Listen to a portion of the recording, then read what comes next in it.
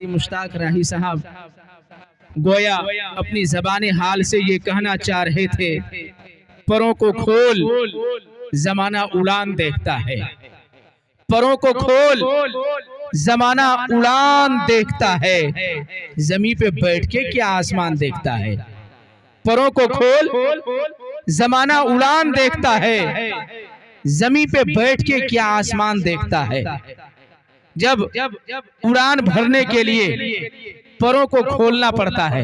इंशाअल्लाह चूंकि अभी इशा से पहले वक्त इजाजत नहीं दे रही है, 10-15 मिनट आजान में है। इससे कबल मैं चाहता हूं कि एक मुकर्रिर अजीम उनको मैं निकाल दूं, जैसा कि हुक्म भी है मौलाना मिन्नतुल्लाह साहब का कि 8 बजे आजान हो जाना है। इंशाअल्लाह इशा के बाद फौरन जैसे ये प्रोग्राम आगाज होगा तो मैं चाहूंगा कि कुछ वक्त लेकर आप लोगों की मिजाज बना दूं, तो अभी वक्त इजाजत नहीं दे रही है। आइए मैं बगैर किसी ताखीर व तमहीद के इलाकाई मुकर्रिर जनाब हजरत मौलाना व मुफ्ती एजाज अहमद साहब अल कासमी बानी व मुहतमी मदरसा वहीदिया मजरही को मैं इस शेर के साथ आवाज़े स्टेज दूंगा कि सुना है बहुत मुख्तसर बोलते हैं, सुना है बहुत मुख्तसर बोलते हैं, जमाने में जिनके हुनर बोलते हैं।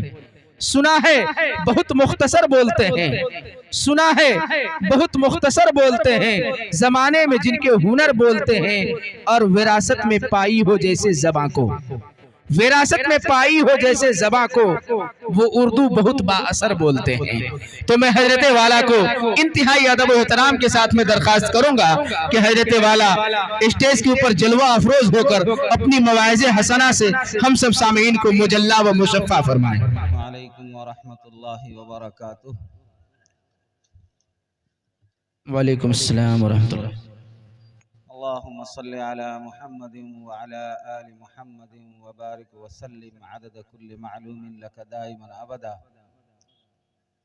बिस्मिल्लाहिर रहमानिर रहीम व बिही नस्तईन व सल्लल्लाहु तआला अला खैरि खल्क़िही मुहम्मदिन व अला आलिहि व सहबिही अजमईन। अम्मा बाद फ़अऊज़ु बिल्लाहि मिनश शैतानिर रजीम। बिस्मिल्लाहिर रहमानिर रहीम। अल्लज़ी खलक़ल मौत वल हयात लियब्लुवकुम अय्युकुम अहसनु अमला इला आखिरिल आयह। सदक़ल्लाहुल अज़ीम। व क़ाला नबिय्यु सल्लल्लाहु अलैहि वसल्लम हुब्बुद दुनिया व कराहियतुल मौत औ कमा क़ाला अलैहि सलातु वस्सलाम। बुजुर्गान मोहतरम, हाज़रीन मिल्लत इस्लामिया, स्टेज पे तशरीफ़ फरमा उलमा हज़रात, मेरी पर्दा नशी मुअज़्ज़ज़ा मुअक्करा माएँ और बहनें, अजीज बच्चों, अल्लाह का शुक्र है कि इस पुरफितन दौर में ये दीनी जलसे शम्ए रिसालत के लिए टिमटिमाने का काम तो जरूर अंजाम दे रहा है, वरना आज अगर हम उलमाए किराम इन चीजों से भी दूर रहने लगे तो फिर हम आवाम का क्या हाल होगा। जबकि इतनी सारे दीनी तंजीमें वजूद में आई हुई हैं कि जिस अनगिनत हैं, बेशुमार हैं, इस उम्मत के लिए रास्ता बताने के लिए, इस उम्मत को सिराते मुस्तकीम पर चलाने के लिए अनथक कोशिशें की जा रही हैं।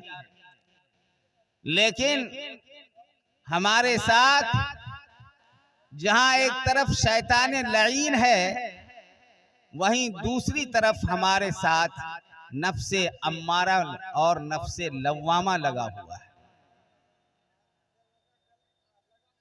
साथ ही इतने सारे लवाजिमात हैं जो सिराते मुस्तकीम पर चलने नहीं दे रहे हैं। हम कोशिश कर रहे हैं, लेकिन खुद हमारे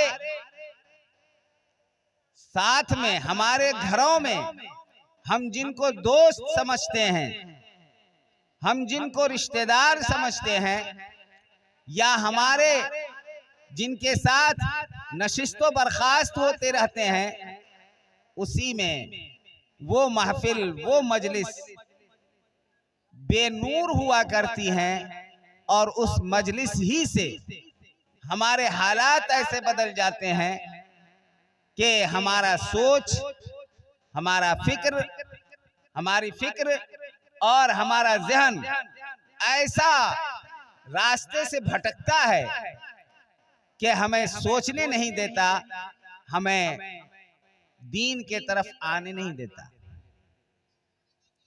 बुजुर्गों, अल्लाह ने हमें ये जो मौत और हयात दिया हुआ है, अभी जो जिंदगी दी है, और फिर एक रोज मौत भी आएगी।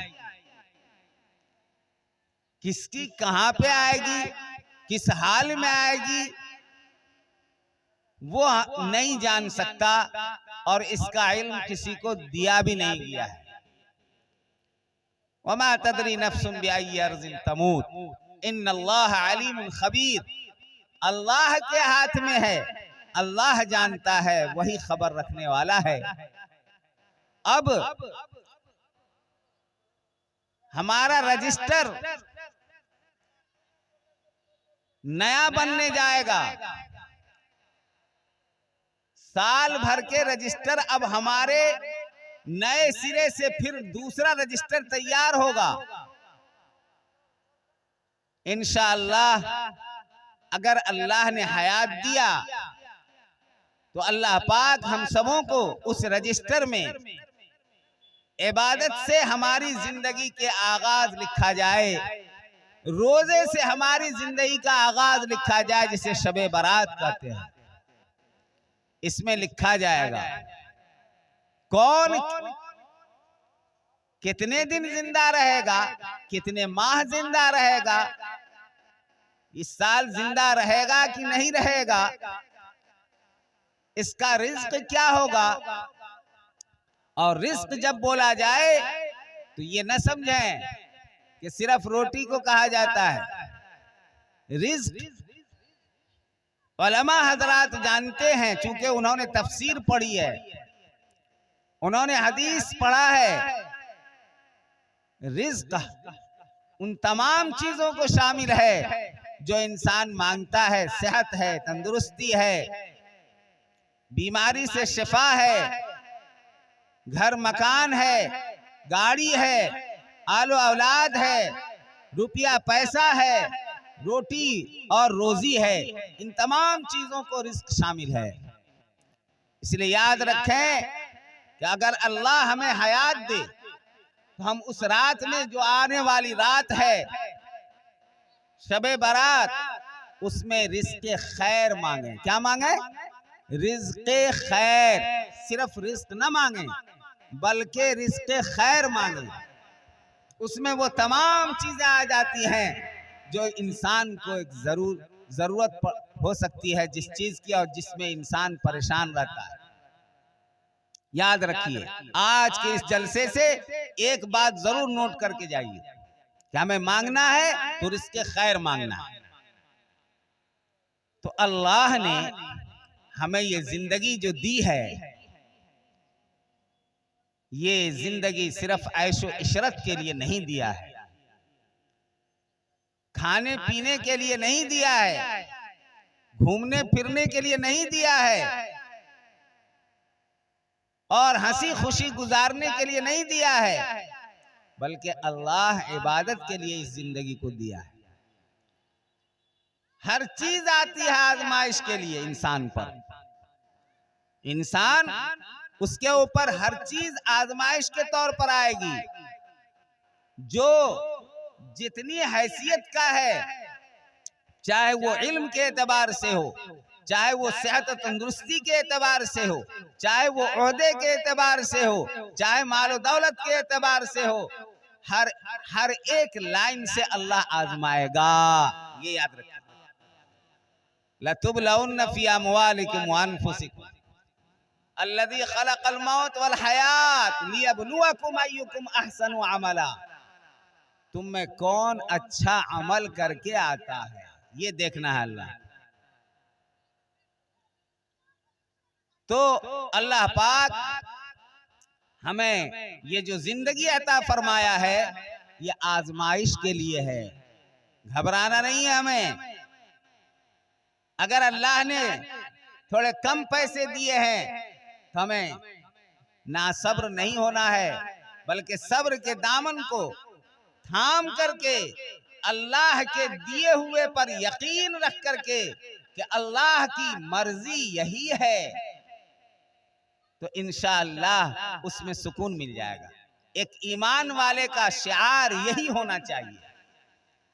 और अगर अल्लाह बीमार रख रहा है फिर भी घबराने की जरूरत नहीं है।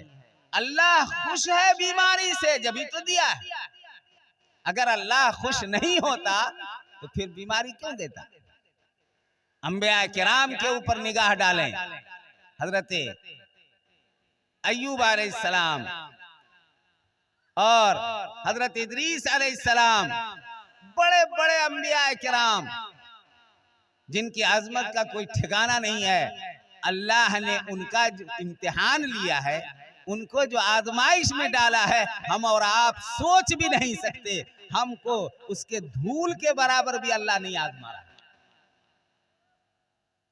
लेकिन अभी अभी अभी ताजा जो चल रहा है अभी मसला फलस्तीन, आप देख लीजिए, रोज सुनते होंगे न्यूज के अंदर, खबर के अंदर, मुसलमान टस से मस नहीं हो रहे हैं, शहीद होते जा रहे हैं, उनको निकालने की भरपूर साजिश हो रही है, बम पे बम गिराए जा रहे हैं, लेकिन मर जरूर रहे हैं, लेकिन अपना मुल्क छोड़कर जाने के लिए तैयार नहीं है।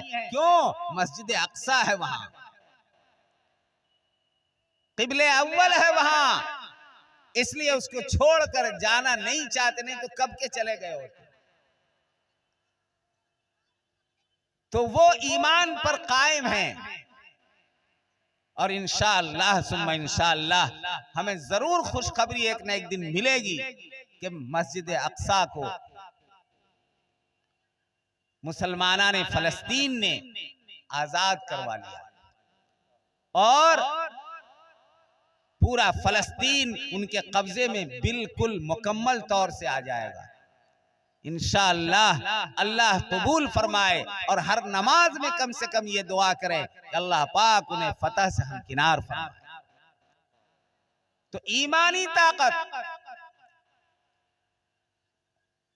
पे वो जबरदस्त तरीके से आगे बढ़ रहे हैं और हमें भी ये दर्स दे रहे हैं कि तुमने भी वही कलमा पढ़ा है जो हमने पढ़ा है, तुम्हारे पास भी वही किताब है जो मेरे पास है, तुम्हारा रसूल भी वही है जो मेरा रसूल है, तुम्हारा खुदा भी वही है जो मेरा खुदा है, तुम क्यों पीछे पड़े हुए हो।